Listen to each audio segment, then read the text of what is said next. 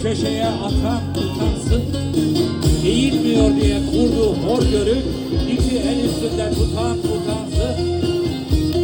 Oğlumuz sokağa itiliyorken ve kanına zehir katılıyorken, yolda kızlarımız satılıyorken yatağında rahat yatan utansın. Ne canım mühimdi ne de hayatım, ne keyfim kıymetli ne de rahatım, ne bedenim vardı ne de fiyatım, beni 3 kuruşa satan utansın. Namusumuza el uzatan varsa, böyle durur muyduk dünyalar dursa? Şu bayrak yerlerde çiğneniyorsa, ayağa kalkmayan vatan utansın. Şu devri yıkmayan vatan utansın.